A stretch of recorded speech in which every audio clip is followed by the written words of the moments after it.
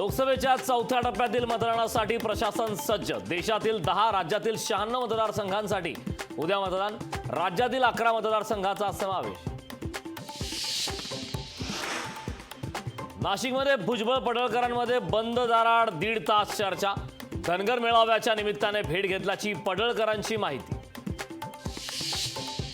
1999 पासूनच ठाकरेंना मुख्यमंत्रीपदाचे वेध।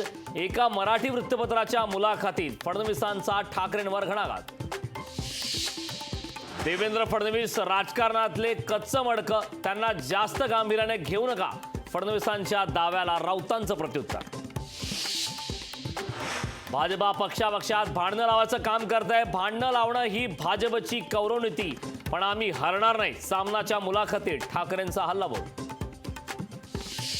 कोर्टाचा फैसला येण्यापूर्वी मोदी शिवसेनेला नकली कसं काय म्हणू शकतात? उद्धव ठाकरेंचा पंतप्रधान मोदींवर हल्लाबोल।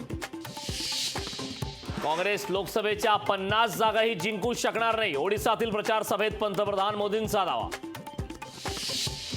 पुण्यातील वाघोलीत भाषण करताना अजितदादांची जीभ घसरली। माध्यमांचा शिवी देऊन उल्लेख। पुण्यात निवडणूक आयोगाच्या भरारी पथकाकडून यशोमती ठाकूर यांच्या कारची तपासणी। नाहक त्रास दिला जात असल्याचा ठाकूर यांचा आरोप। सप्टेंबर 2024 पर्यंत मोदी रिटायर होणार। अमित शहांना पंतप्रधान बनवणार। पंतप्रधानबाबत केजरीवालांचा खळबळजनक दावा। केजरीवालांचा दावा मात्र भाजपनं फेटाळला।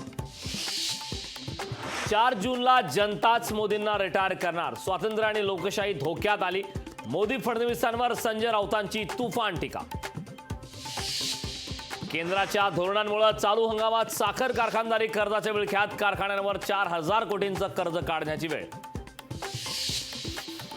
मुंबई नागपूर समृद्धी महामार्ग ऑगस्ट पासून सुरू होणार। इगतपुरी आमणस शेवटच्या टप्प्यात।